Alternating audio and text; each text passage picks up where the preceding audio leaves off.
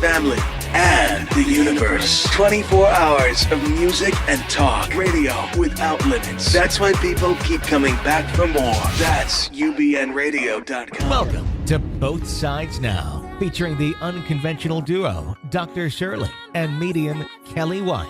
Two perspectives, one world. This is Both Sides Now.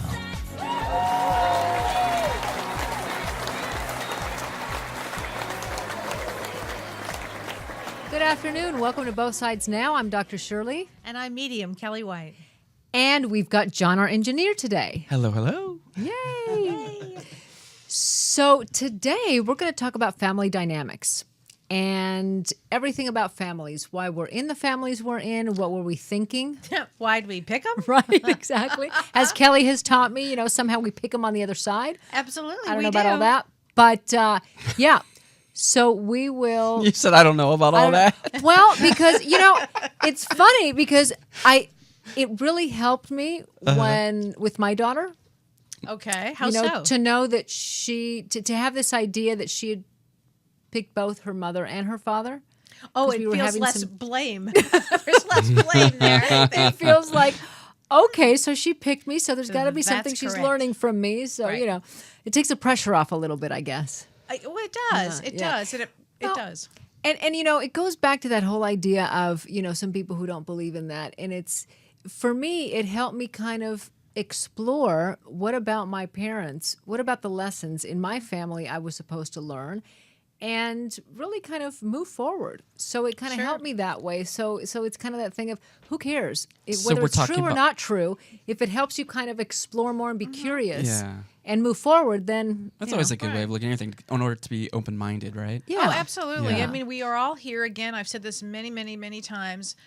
For all you listeners out there, we're here to expand our consciousness. Yeah. So why would we pick a certain mother, a certain father, certain siblings, a situation where there could be abuse, drugs, alcohol, anger issues? Right, and the reason why it kind of intuitively feels right is because I don't believe in that, bad things happen to good people. I just don't believe that.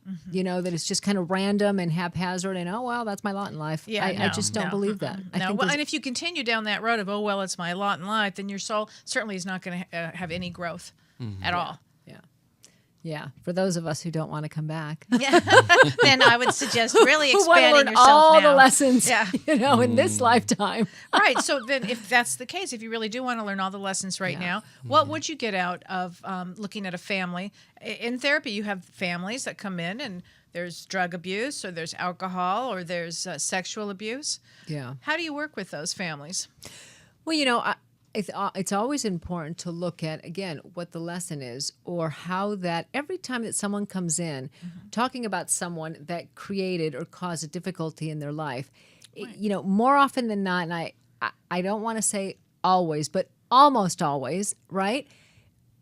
I end up saying, kind of as a joke, we're going to end up sending that person a thank you note, because they really were the catalyst to help the person I'm working with move forward or learn an incredibly valuable lesson or find strength and courage where they didn't believe they had it. I mean, it's truly exactly. is. Yeah. Or and help that expands others. the soul's growth. Right. Or help others because of their own experience, So, yeah, absolutely. Absolutely. And interesting thing, it's very important if you're going to be in therapy to pick the therapist that you connect with. Yeah. Because ultimately that therapist is there to nurture and support and help align you with your soul's purpose. Yeah. Ultimately. Oh, yeah. And many times, we can see it as they can help almost like a reparenting. They can add a reparenting value. So, for example, if you weren't able to get upset at your parent because they got doubly angry at you or it wasn't allowed or you just knew it wasn't the right thing to do, your ability to maybe get upset at your therapist, or I've had people tell me, it really hurt my feelings when you said X, Y, Z, or I really didn't like when you said this. I had someone last week tell me, I was trying to say something positive and it seemed like you got angry or the way that you responded. And I always celebrate that. I say, thank you so much for saying something. And how was it for you to be able to say that to me? How reparative. And then we explore that. And so they get the opportunity to experience saying something, that made them feel bad or that made them angry, and then having someone not shut them down for it, That's amazing. Yeah. That's so restorative to their soul, too, to be able to go on and move on from there. Yeah. And it's, it takes a lot of work from the therapist too. I mean, at the beginning, it's hard sometimes to hear like you did something wrong. And I know, I never got defensive necessarily, but I did start to question my skills when I was just starting, and I had to work on that, but I know some therapists that get defensive, and that's the worst. I mean, you don't want to... that could really compound the problem. Yeah, exactly. But then it could take it down to the dynamics of the family even more so. Exactly. And then in your office, you're recreating those dynamics for this poor person that came to you to kind of evolve and grow and, heal those wounds and evolve out of that. So I do believe that we're doing a disservice in our field if we don't get our own therapy, and that it's irresponsible for therapists not to get their own therapy. I mean, I still go to therapy. I love it. It's a place where I feel like I can just talk about my stuff, and, and also get some guidance or get some, points of, well, did you think about that? Or, and will only help your people. Oh, yeah. Your patients Yeah. later on. Yeah. So family dynamics it's a very interesting subject. Yes, it is. And have you ever used a genogram? Because I wanted to talk a little bit about genograms. I have. Yeah, those can be really, really helpful to kind of put everything like as a visual. As a family map. And we're going to put one up. John, you're going to put up a copy of one. And what's amazing about a genogram is it will show a family in 3 generations. Yeah. So if you out there in the audience, if you can think about your family in, say, 3 generations. So you've got your parents, your mother, your father, whether you were adopted, whether you not, let's say you were only a single parent, but get as much history as you can. So you get your mother, your father, the birth mother and father, or the adopted mother and father, and then you go back to their parents. So you've got your grandparents, and then you've got you and your siblings. So it's the 3 generations. Yeah, and do you put sometimes also aunts and uncles? You can put aunts and uncles. And then grandparents. Absolutely. You can fill it in as much as you want. Right. And then from there, what's so unique about it, I just love this, is that you can look at it through the eyes of, all right, how many were alcoholics here? Right. How many were drug addicts? Yeah. How much sexual abuse went on here? Exactly. Well, like the grandfather, the uncle, right, the brother. Or were there any suicides? Were there any suicides? Yeah. Let's talk about depression as we have. How many people were depressed in this family? How many lineages does it go? How far back does it go? Right. What about anxiety? What Yeah. about fear? Yeah. So I would, look at that put your family down on a genogram and really explore. So the idea is to look at it 2 ways: to see where the patterns are. So you want to look at any patterns, and then of course, if you see the depression that goes all the way back, consider if you're depressed, doing something about it. So spiritually changing, actually taking effort to make a change in this. So you have to be depressed anymore. So you're making a change for the future generation, for you and the future generations. So almost kind of breaking that lineage or breaking that cycle. It's breaking the cycle. Yeah. Absolutely. And we can look at it spiritually too, because when you look at it spiritually, who came into your life to give you support? Who came into your life to help your soul progress? Somebody was there to love you, who taught you loving, who taught you how to be nurtured. You can look at it in all kinds of ways. Right. And, and also notice who taught you what not to do. I mean, that could be a valuable lesson too. And so if you didn't have someone nurturing, how can you then now as an adult, bring someone into your life that can be nurturing? It's so interesting how when we get triggered, we fall right back into that child perspective and we see the world from that child perspective. We don't realize we're doing it, but anytime we feel like there's no one out there for me, or, anytime we think of something that sounds like a child, we know we've fallen into that pattern. And so then it becomes a little easier to say, okay, but what would my adult self do? Oh, I don't have someone nurturing in my life. Well, who can I bring into my life that can do that for me as I can do for them, as an example? Yeah. Oh, that's very important. Yeah. And especially finding people that can help. People that can help you. And that, again, I go back to loving and nurturing. And there's a difference between, so you've got your family group. So you've got your brother, your sister, your whomever. You've got your family group. So we always choose before we incarnate of these people. So let's say you have a brother or a sister that's very mean and say borderline. What have you learned from that? Well, you can learn a great deal of things from that, actually. If you're a therapist, it's like gold. but if you're not a therapist, what can you learn from that? You can learn how to speak up for yourself, not to be afraid. Yeah, I see those as, and I talk about it with the people that I work with as opportunities. Use them as opportunities to practice either standing up for yourself or setting boundaries or something that may not be easy for you to do. Absolutely. Yeah. Yeah. I mean, take that next step. Right, Take exactly. that next step into it. And there's also, so that we've got the family groups, and there's also what I would call soul groups. So a soul group is somebody that comes into your life that you definitely feel like you've known before, or even if you haven't, it's somebody that you click with right away. And they help, again, guide you to your soul's purpose. And that could be a best friend, that could be an aunt, that could be somebody you just somehow meet on a bus as you're sitting down and you have this deep conversation and it changes the way you think and move on. And maybe they only came in for a moment, but it's part of a soul group. Soul groups come in to usually with the same purpose in mind, which could be learning compassion or helping the world, or I don't know, some sort of a deep reason. So would you consider those kind of like an extended soul family? Yes. If we called it that way? Yes. Different than your kind of Because earth family anybody that can you were look born back into? in their history and say, you know what, that person was, even though they may have only been in for a short period of time, they actually helped. I wouldn't be here if that person hadn't stepped in. Yeah. And vice versa. You will have done this for many people. Yeah. It's people you contract with, who you've had many lifetimes with in previous. You can have many lifetimes with them or not, but certainly people you have contracted with. Got it. Yeah. So that's an interesting way to look at it and see how all the people around you can influence you, not just your family. And sometimes when we weren't, born into, or we didn't choose, the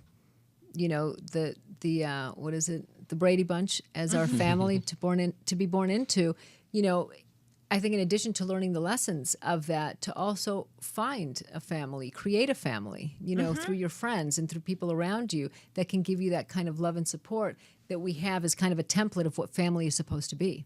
Absolutely. That's what I was saying. I mean, sometimes these people just appear though. Yeah. It's kind of interesting to see that. And as you get more onto your pattern and more into doing your soul's purpose, you'll find that these people come in more frequently. So sort of like a reason, season, and a lifetime. Yes. Do you like that poem? I love that. Yes. Yeah. You heard of that poem? Reason, I season, have. lifetime? I have that some people come in. Yeah, I'll pull it up and read a little bit of it for you. But it's really interesting because I've seen that happen in my life many, many times. So you'll have people come in just for a short period of time, and then you never see them again. And you have people who come in, and then they reappear years later. True. Yeah. And then you have people who have always been in your life that maybe you don't have constant contact with, but they, for some reason, they always keep coming back into your life at one point or another. Yeah. So, Well, it's funny that you mentioned that because I have a picture, a frame in our office in the waiting room that actually a lot of clients say they take a picture of because it's something similar to that. But it says people come in maybe for a week, a year, or a lifetime, but no matter the time, the amount of time everyone kind of moves our soul to dance. It's something to that effect where we get moved by they leave footprints in our souls or something like that. Right. It's the footprints. Yeah, it's the footprints. Yeah, because it's true. They do. It's very true. I'll actually put it on the screen. I'll download it and I'll put it on the screen. great. People That can would be read good. it. Yeah. That would be And good. so it's not, and we're not always talking positive. We're not always talking, in a good influence. just gonna say that. But but again, some of the most difficult times are some of the most valuable learning experiences that we may not know as we're going through it, and they don't feel good at all. That's not what we're saying, Right. But as we can look back on them. And again, what happens is on the other side, we decide what we want to do. And we pick who we are going to be around. Yeah. Now, why would we pick certain dynamics in families? Let's say we came in with no money. What did we want to learn about that? And what have you learned about that? What was it like? And I would really encourage people to explore what they have learned in their past. How has that made them who they are? Has it made them stronger? Are they stuck on the fact that they were abused and they can't seem to let go and move on now? Have they gotten help for if they're stuck? Have they gotten treatment? Have they You know, Right. it's really to move everybody along. Yeah. Yeah. And it doesn't happen overnight. You're not going to figure it No. out, by just thinking about it once. I mean, it is a process and sometimes a difficult one, especially if it's, about abuse or you married someone who's a sociopath. I mean, Oh, that's so yes. difficult. That's a really difficult one. Yeah. Yeah. It's not as easy to move on. Yeah. That's I mean, a tough it's one. definitely doable, but it's not as easy. So you have to find someone, as you said, a therapist that you feel like you can trust.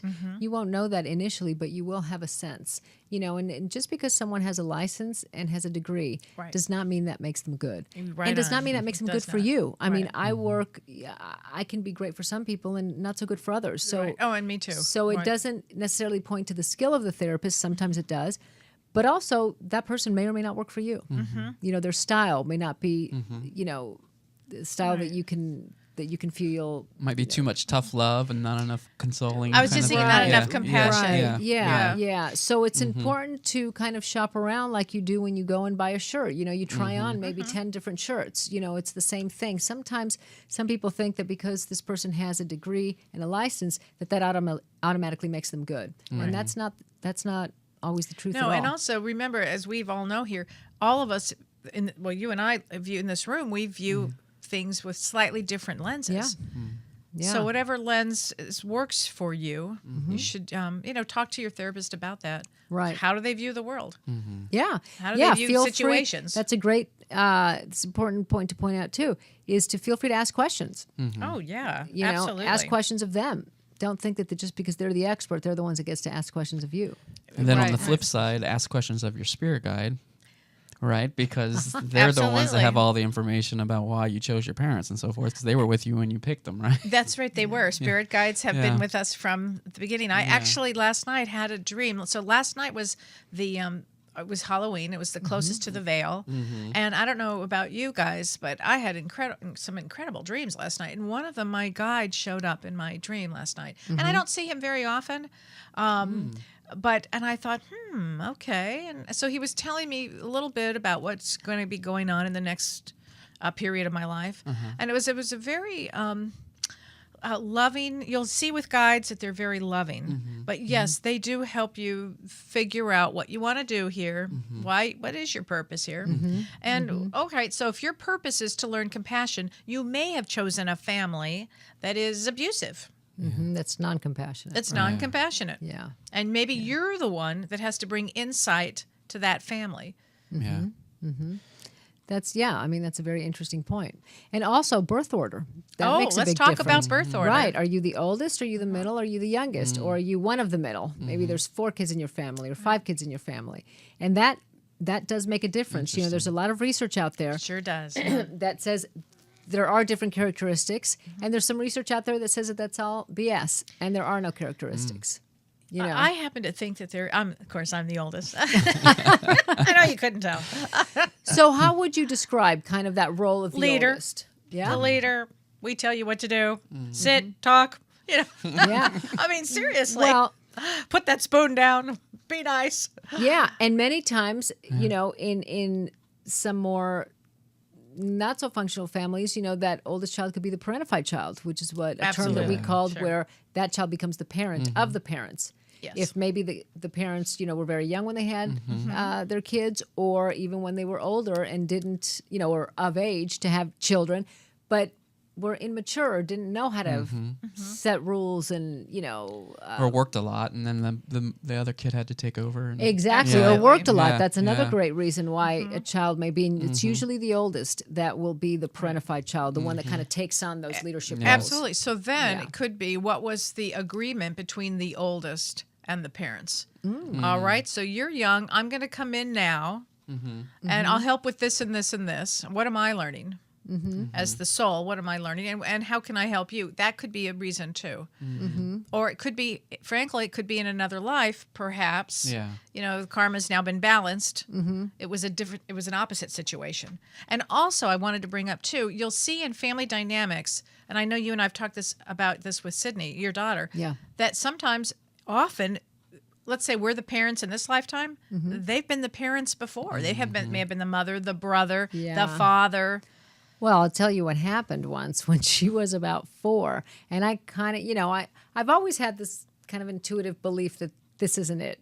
Intuitive and left brain. I can't imagine this is it. It is a difference. It makes no sense. I know. So from both points of view, I never thought. Because I remember as a kid, I used to sit and wonder, okay, wait a minute. Just because your heart stops, that stops the way we feel, how we think, the differences between us. It's more than just a heartbeat. It just never made any sense to me. That part of us, our emotions and stuff, is just part of the body, and then boop, it's done. So anyways, so when she was 4, she told me, "Hey, Mom." I mean, and it was so matter of fact, it was hilarious. "Hey, Mom, I'm older than you." And I was like, "No, you're not." Wow. And then she said again, "Hey, Mom, I'm older than you."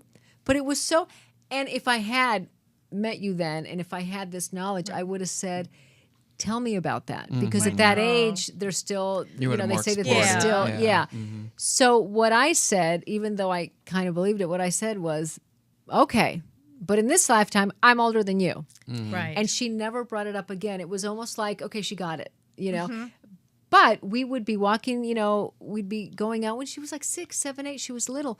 And it was cold, and she'd take off her little jacket and say, "Here, Mom, because it's cold." Or she realized that I would walk on the sidewalk on the side of the street, and she'd fight me because she wanted to protect me. I mean, it was the most interesting thing. And so we would joke, and I go, "Sydney, I'm the mom in this lifetime. Yes. Let me be the mom." And so then she'd laugh, and we'd, continue on our way. Yeah, Right. it was That's really funny. funny. Very true. Yeah. It blew me Wow. away. Oh yeah. Yeah. But that's what happens. Yeah. So in different soul families, or in our families, and our actually family dynamics, you will have been the mother, or possibly the sister, or the brother, or something, because families tend to come together. In kind of that same soul group. Yeah, you've talked about depending. before. Now, there are times. Well, in fact, I've heard mothers say, "You know what? This child doesn't even I'm real close to the other ones, but I don't get this one. I'm not." And perhaps that one just needed to come in to have it just to have I don't know, whatever that family was giving out. I don't know, anger or Trick or hostility treat. or who knows, a good brain. I'm not really sure. Right. Yeah. Because there will be sometimes an odd man out in a family. So most of the time, often families will come back together. That's And interesting. grandparents will have, come back, or great grandparents will have come back in. Yeah, that's interesting. And also, in birth order, the youngest, which I'm the youngest. Oh, yes. It's What was it like being the youngest?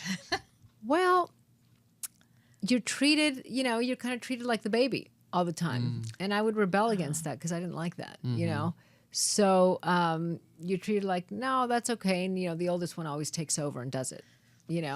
And what I've read in like the middle kid, I always say kind of always gets the shaft because they're not the oldest kid, they're not the youngest kid. And I've actually seen that dynamic, even in my friends who have middle kid, where they're kind of always the forgotten one, which is really, really I grew up the sad. middle child, so it's very Did interesting. you? We're all That we actually a have- family. Oh my God. Everyone is represented here. Oh, so tell us your experience about the middle child. The middle child. Well, yeah. I mean, you do kind of feel sort of left out a little bit because you've got the one who's always been the leader, and then you have the new one that comes in that gets most of the attention. But then you also see the new one that comes in. They're more lax with them as far as discipline. It's not as strict. So so you do. The middle one is not always an easy child to be. Oh, I bet it's not. Was there any acting out for you as the middle one? Oh yeah, most definitely. Okay. Most definitely. Yeah, acting out. But see, I also was a child of divorce. So the youngest one was the stepfather's son and my mom. So okay. so that the added a half dynamic. brother. Yeah. Right. But I came from a family that were my dad divorced and my mom raised his kids. So those were the oldest ones. Okay. And then my sister was my oldest one to me because I grew up more with her biologically. Yeah. And then I come along, and then my another half brother comes along. So and then my stepfather who came into the picture had all of these kids. So your Wow. genogram it would was really all look over the place. Really be interesting. Which you Yeah. can imagine how I am. So I'm all over the place. So there you go. Well, I would encourage you to do That your is so genogram. funny. Yeah, I'll put Check that it back out. up. Yeah, yeah. Yeah. Well, it is. I mean, I always, when I'm with someone in my office who has kids, I always say, take a moment to really notice the different personalities and be with them, and look at that personality. All the kids aren't the same, and also pay very close attention to each one individually and let them have their own time. Like, Friday is ice cream day with the oldest and Saturday's with the middle, and have them each have their own individual time, because it can, it's so funny. I was, as you know, I've studied many years with Dr. Dan Siegel, and he said, the brain is all about survival. So we need our parents literally as little kids. I mean, we're probably the most, in the mammal world, the ones that are most dependent, that need our parents or someone to take care of us in order to really survive for the longest period of time, right? Like a giraffe gets up almost immediately and you see, Yes. And so if we need them to survive and, maybe they're busy working and stuff, so there's not that much time. So we have this whole idea of how we're supposed to love our siblings, but really from an evolutionary standpoint, siblings are our rivals. We need to compete for the little bit of attention that we get. So we have this idea, why aren't you getting along with your brother? Well, kind of we're not supposed to if we're looking at it from a evolutionary standpoint. Wow. I We're never supposed- thought of that. Yeah, we're supposed to kind of compete against them because I survive only if that person feeds me and notices me and stuff. So I need to fight for that attention. So it was such, when I heard him say that, in a lecture once, it was such an interesting perspective because it makes so much sense. It sure does. So that's why it's so important as a parent to really, on top of everything else parents have to do, let me add another one, but it's so important for the emotional growth of your children to really kind of give them, do, a whole family thing, of course, but also do individual times. well, would that explain why siblings fight? Yeah. Yeah. I mean, because, I don't know a family where the siblings haven't fought. Right. Do you? No, not at all. I've never I mean, seen it's it. it's not Does the it only exist? reason. I think people who are together in the same room eventually will fight about something, whether you're siblings or not. So I think that it's definitely one of the reasons. I mean, an older child to a younger sibling, first it was all about them. And then 2 years Yes. later, somebody That's right. comes in. It was 3 years in my case, and I was confused. Right. I don't get it. What happened here? And then 3 years later, have you lost your mind? Yeah. Somebody else came along. What? I mean, you've seen those really, that we see cute videos on YouTube or whatever of when a little kid is told you're going to have a Right. brother or sister and they lose it. Oh, yeah. I mean, but that's really kind of an innate kind of organic response Seriously. to I might Yes. might die because if my Wow. if my life source Okay. is distracted with someone else, I might die. And of course that's not, it's not logical, but that's kind of where that comes from and it's very real. Wow. And then Yeah. that would set along a dynamic possibly of the entire life resenting that person. Oh yeah, could. absolutely. I mean, I hate to say this, but I'm going to be honest with you and my listeners, and I'm sorry, Jackie, but my sister, my parents kind of were in their own world.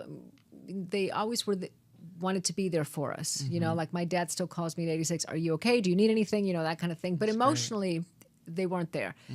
So when I was born, my sister was 2 or 1.5 when I was born, and it was rivalry all along. And in the, I'd say maybe, gosh, when we became, young adults, we really talked about it. I would have already been going to therapy and stuff, and we talked about it, and we were able to hear each other out. And now we're the best of friends, and I love her. She's Oh, so, you got a great sister. oh my God, she's so funny and witty, and she's extroverted. So every time I have a party, I always invite her because I know that she's going to get. I'm going to be sitting like this, and she's going to get everybody to kind of talk and stuff. Right.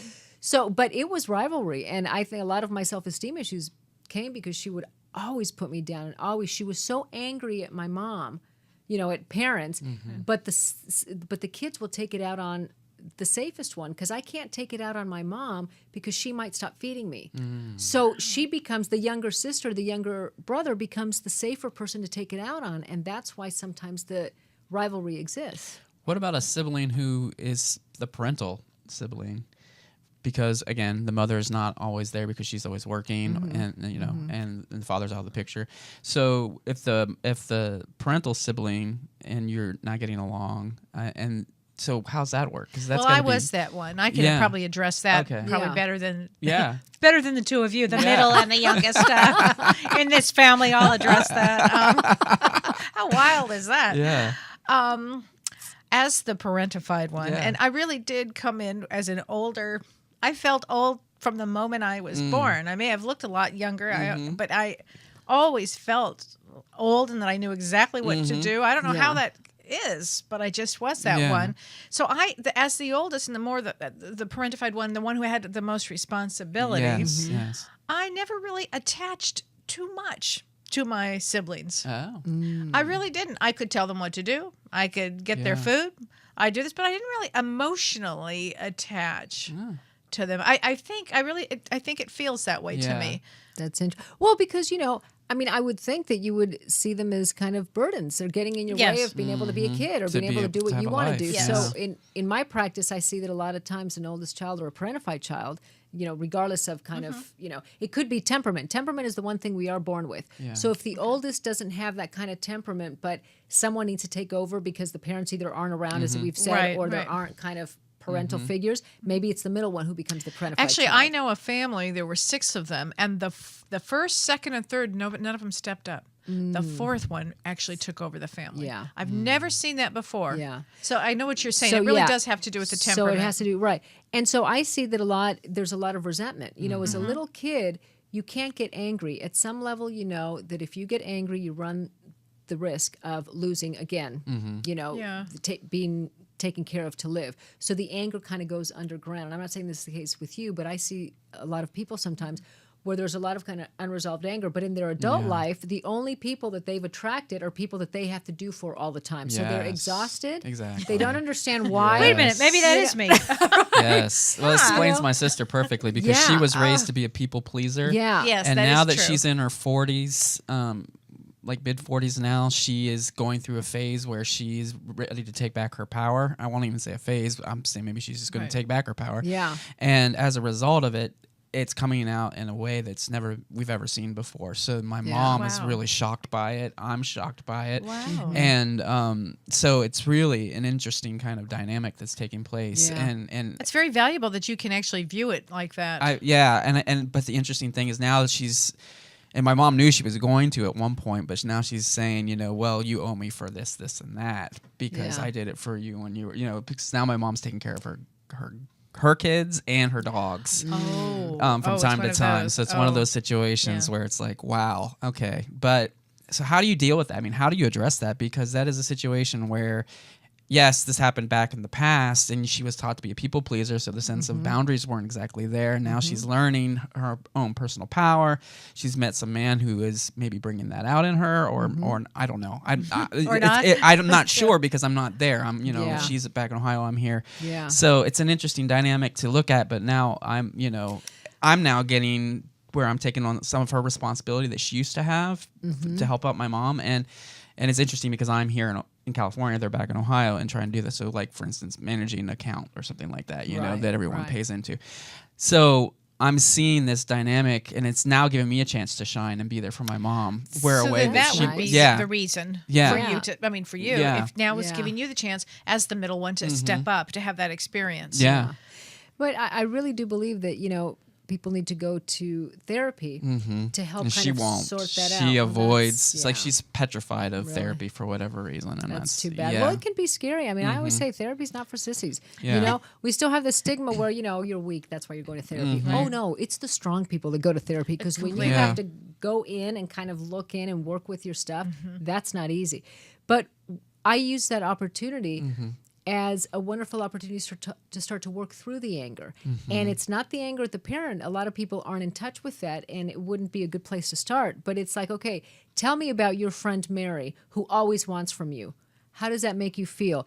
And the most fascinating thing is when I work on it somatically with the body, you know, okay, well, when you get angry at her, she goes, well, I feel angry. Okay, what do you notice? Where's that anger in the body? Well, my chest is tight. And almost every time that I say, well, let's notice your chest and just notice that tightness and just be with it and observe it and see what happens next, all of a sudden pops, well, I got this memory of when my mom was, and all of a sudden then we can start to work with the anger from with the parents through what's happening in the here and now, and the body almost always. Because the body holds on to it? Because the body holds on to that trauma. Wow. Yeah. So it'll show up as we're working with the body. So I don't even have to say, well, you're really angry at your mom, because most people say, well, no, I'm not.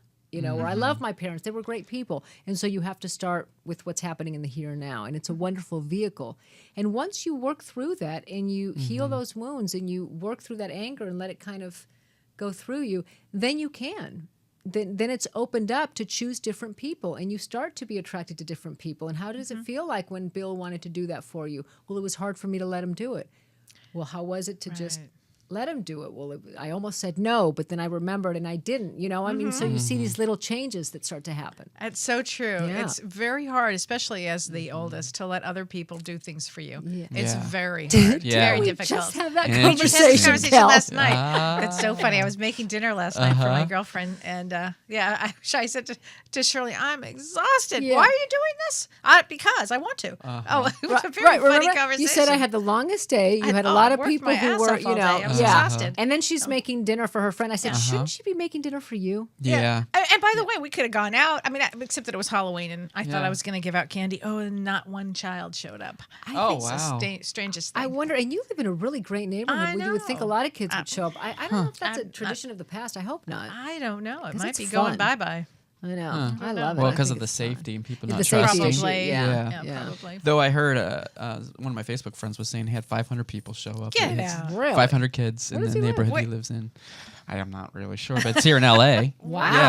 Yeah. That's That's kind of cool. amazing. Yeah. I love that. Yeah. There's another dynamic that I want to bring up that happens in families. Okay. It is called the identified victim, Tell us about that. which is when one child is chosen as the kid who's going to have all the problems, and so everybody focuses on that kid so they don't have to focus on what's really going on.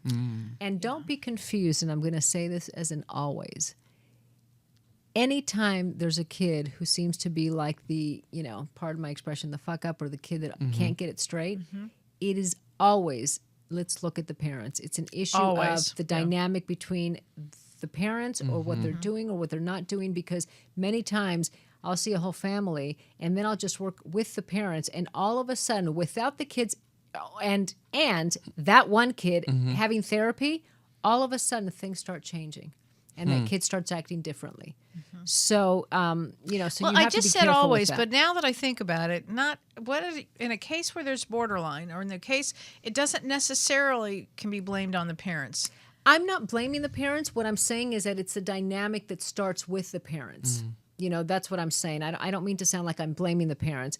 And I We know shouldn't you say- won't do that now because I shouldn't have said. remember you said that. Well, I shouldn't have said always, Yeah. but more often than Yeah. not, and some people believe, and I don't know if this is your belief, excuse me, that some kids are kind of born with it, and there is a genetic component. I think spiritually, some come in to be an activator, to help others, so you can see the difference in behaviors. I don't know. Some souls take on that kind of role. But again, then it would be the parents' role as the adults in the group to do something, to notice how to deal with that child who maybe Yes, his temperament is very absolutely. different than the other kids. Absolutely, to help maybe the parents awake the parents, Right. wake them up consciously. Right. Salvador Minuchin, which is a very well-known, he was actually from Argentina. Did you know that? I did not know Yeah. that. Well-known family therapist. Yeah, family systems. Family systems, yeah. He's such a wonderful guy. And I remember we used to watch videos of him, and, it was a family maybe of, family of 5 with 3 kids, and everybody, the parents and everybody was blaming the little boy, the brother who, if he acted out and he always started a mess and stuff. And so he would do, and he was this tiny little short guy, Salvador Minuchin. And he would have the little boy stand up and he goes, "Oh," I'm making up names, "Bill, they're talking about you. Stand up." And the kid was maybe 4 feet, because he was 9 or 10. And then he'd have the parents stand up and he'd go, "You're so much smaller than they are, and you can control them? Wow." He would really make it like this Yeah. visual thing to get the parents to realize, hey, we can do something. We're not a victim to this little kid who's disruptive. Yes. But sometimes unconsciously, we don't want to take a look at what's going on with us. Maybe the parents are extremely unhappy in their marriage, and if Absolutely. everybody was acting correctly, they'd have to have a conversation about that and take a look at it. So it's better to focus on this kid who's always acting out. Yeah, that's You true. know? Yeah, it's a very unconscious thing. I'm not saying that parents do it on purpose or that it's conscious by any means. Well, as you mentioned earlier, though, we were talking about soul age is not the same thing as biological age. So sometimes you'll have a child come in that's going to be way much wiser than the actual parent in soul age. Right. I mean, I hate to put an age on it's soul, but you true. know what I'm saying. Yes. So sometimes if you just listen, like you were saying when Sydney came in and Sydney says, "No, I'm older than you." If you were explore that and try to get the answers to find out, because a lot of times the kids that are coming in these days are so wise, right? Yeah. Oh, absolutely. Yeah. Yeah. So, especially the parents of today, you Yeah. know, really, your child has something to say, something to share that you're meant Well, to they come learn. in with a really big purpose. Some of these kids today, these souls. Yeah. Well, I mean, going along with, now I'm putting your hat on, but I would wonder that maybe this kid who's the most disruptive, you know, if they go, say they went to family therapy and they realized this and stuff, maybe that was the agreement that this kid was going to help the parents figure their stuff out. You know, because when you work through and figure stuff out with your wife or your husband or your spouse, you also are healing yourself and figuring things out for yourself. And then you're healing the whole family. Oh, yeah, And most then you've got definitely. all these future generations that would be, you know, come in with a different, more healing. Yeah. Well, because you don't realize how much kids are observing our every single move, even true. as babies, you know. And when there's tension between the parents or when they're fighting, you know, we're thinking, oh, well, they didn't realize it or whatever. And they do, even if it's just the energy, the tension of the energy. Well, energy is a real thing. I mean, we could Yeah. all put our hands out and feel the energy in the room. Yeah. Imagine a baby, a new one. Right. They're feeling everything. Right. Everything's implicit, right? Exactly. And, you know, there's people out there who believe, and I heard this on the radio, and I wanted to call in, and that's why I can't listen to talk radio, because I want to call in, and you can never get in, you know. But they were saying, you know, oh, yeah, babies don't have memories. Oh, yeah, right, babies are going to have memories. They can't even. And I couldn't believe it. Wow. And I was saying, how could a baby recognize a mother's face or a father's face if they didn't have the capacity for memory? It's not the same as the memory that you and I have, where we can verbalize it. But if they didn't have that capacity, they would never recognize any familiar faces. And animals have memories like that too. Yeah. Oh, yeah. Unbelievable. And speaking of animals, a lot of times when an animal's acting out, it's more about the parental figure or the whoever's in the what's owner. going on? Yeah. I heard an animal behavioralist speak on this, and also an animal intuitive speak on this together. And they're actually starting a show with us soon. Oh, good. So, yeah. Oh, that's wonderful. Yeah. I mean, absolutely. I have a patient of mine who says that, you know, the father was always, you know, I mean, he was a terror. He was, you know, I won't get into it, but he had huge anger management issues. And she remembers as a little kid that their dog, the minute he would walk in the door, he would walk towards him and kind of feel the energy. And if he kind of hunched down and kind of skid and hid under the piano, she knew that dad wasn't in a good mood. But if he went towards the dad and like licked him and stuff, then she knew that it was safe. The Wow. barometer. Yeah, the barometer. Barometer. It was Wow. when she told me that, it was amazing. I Wow. couldn't believe it. And she said it happened every single day. So I that could believe have it. been the animals, the dog's agreement to help. Yeah. I mean, Could be. you know, yeah. to 'Cause it absorb was some of that torturous. energy. Yeah. And she was also saying that the dog always needs a role, a job. Oh, I love that. So yes. Well, that was makes this a little lot of dog's. sense. Yeah. Makes a lot of Wow. sense. Yeah. Wow. So yeah. So it's really important to understand your family dynamics. Another thing actually coming, you know, as we're coming closer to the holidays, people wonder, why is it that we fall back into that same energy? Right. You know, and there's Yeah. always fights, you know, Yeah. at Thanksgiving, Yeah. always having fights. true. Yep. And I would, you know, I would suggest that you notice that. You know, if you're going to go back to your families for Thanksgiving or Christmas or whatever holiday that you celebrate. I was going to say, when you go back to visit, Yeah. look at each member and really ask yourself, what have I learned from this member? Instead of Yeah. going to that real fast place of, it's easy to get angry, Yeah. I mean, or for whatever. Yeah, it's well- easy to have a negative experience. Right, exactly. I might suggest that first it's easy you to get notice hit, you what- know, somebody's going to set you off fast. Well, it is, because you don't realize that you could fall back right into that energy Like that. pattern. I mean, I would fall into that little sister thing, and I would get so pissed off if, like, you know, my mom forgot to ask me if I wanted something. You know, what? You don't care if I get? You know, I mean, and I would fall right back into that. And so, as I started to learn this, I would first notice what I'm feeling. Okay. Notice if I'm starting to get that tightness in my stomach or that feeling like I'm not going to be heard or I'm not going to be, and then as you're saying, notice everybody else and notice what can I learn from that? Oh, maybe I can practice, use that as an opportunity to practice using my voice. Say, hey, I'm sorry, you forgot to ask me if I wanted potatoes. Right. And use my voice or whatever it might be. And also notice certain things about the family members. Like, this one's very nice, or this one has really had a more difficult life. I mean, kind of put some compassion into each one, to view it with that lens. Yeah. Yeah. Your heart will start to expand when you do that. Oh, yeah. And also, if it's possible, with the family, have some joy about it. You're all still together. Go figure. Y'all should watch Inside Out as the family movie. Oh, yeah. Yeah, so that true. would be great. That's a wonderful tip right there. Take it with you, Right. and say, hey, folks, either before or after Thanksgiving dinner or the next Right. day, That's like let's watch perfect this. Thanksgiving movie. Right. It really is because it allows you to see, Yeah. about all emotions. And it's so important to notice what's happening. You may fall back into the old pattern and, react, but it doesn't matter because notice and becoming aware of it is always the first step to do anything about it. Yeah. Yeah. It's great. Great talk, especially for the holidays. We definitely need that. Yeah. To be reminded of that. Notice your role. Notice if you like your role. Notice if you don't like your role. If you don't like your role, how can you start to change it? What is it giving you the opportunity to do differently? And why did this person come into my life? Why are you my brother in this lifetime? Why are you my sister in this lifetime? Right. And it happens in work relationships too. Oh, absolutely, So with that's work another thing to relationships. bring up. And also look at the family dynamic and see, is this family based on religion? Is this family based on political? What forms this family? Is it based on humor? Yeah. Right. And what's the Like my underlying family was current? definitely funny. Yes. Yeah. Yeah.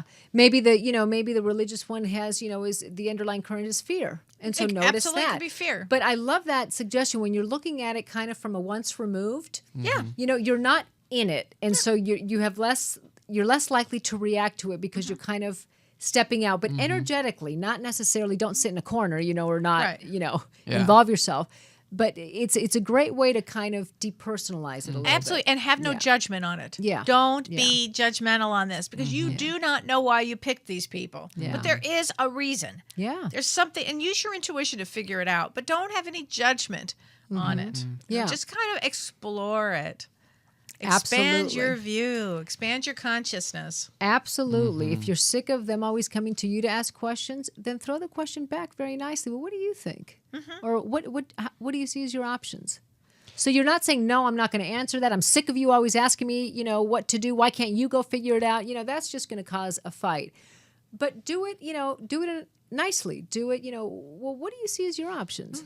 And then all of a sudden the pressure is off you and it's on them. And you're actually giving them the opportunity to learn how to do it for themselves. And also it's a good surprise because they won't be expecting it. They're going to be expecting the old dynamic. Exactly. Play this show for them. Element of surprise. Right. Yeah. Everybody, Play this show back for them. Either take Inside Out or say, we're going to sit here and listen to this radio show. It's emotional judo. The act of surprise. Right, Yeah. right. Funny. So we hope that you have learned something from this program. If you have any questions, we welcome you again to visit us on what? Facebook? Yeah, Facebook, at bothsidesnowtv.com. And also on Twitter. We have Twitter as well. And also, if you have any ideas for show ideas, let us know any topics. Yeah, any topics you'd like us to talk about, then please let us know. We also have a YouTube channel. Yes. Both Sides Now. We have all these videos on YouTube. So you can watch them too, and you can actually communicate with us through there as well. Yep. So thank you for joining us. We hope that you've enjoyed the show, and we will see you next week. Bye.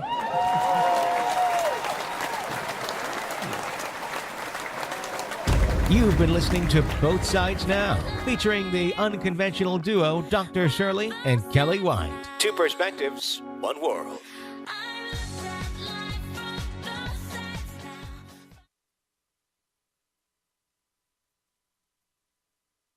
Hey, I'm Del Shores. And I'm